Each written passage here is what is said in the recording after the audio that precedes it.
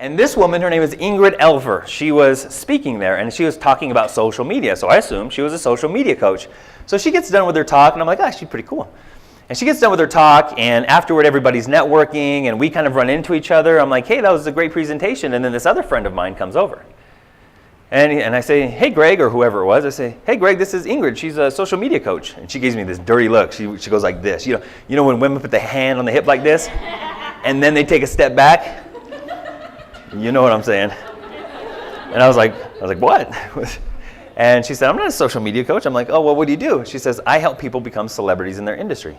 And I thought, oh, we need to talk. And so we set up a consultation because I was interested in exploring working with her and hiring, this is my first business coach, and hiring her as a coach.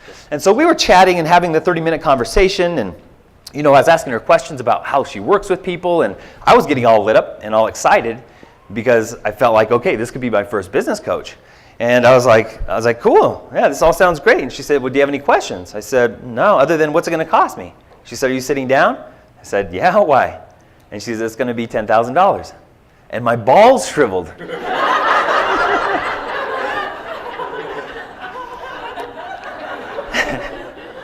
So remember, by her invitation and her offer, she activated the motivational centers of my brain and got me excited about what was possible.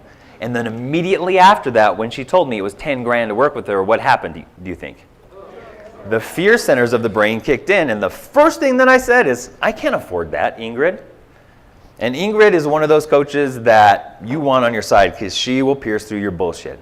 She said it, she's like, bullshit, George. She's like, that's your block. I was like, what do you mean? She said, you're so used to looking at your bank account and then deciding whether you're going to invest in what to invest in with your business from there versus making a bigger choice and trusting that, number one, you have the ability and the skill to make it work, and number two, that the universe has got your back.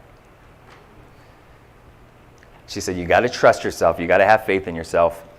One of my top values in 2011 was faith. So she backed me up right against that value.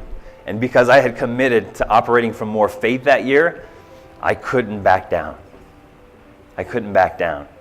So I had $1,400 in my bank account at that time. It was $1,000, a down payment, and $1,000 every month. And I said, screw it. Somehow, some way, I'm going to make this work. And I said, let's do it, Ingrid. 3 months later, my business tripled. I had a $12,000 month, which was huge for me. And I started growing my business, and that was my first 6-figure year.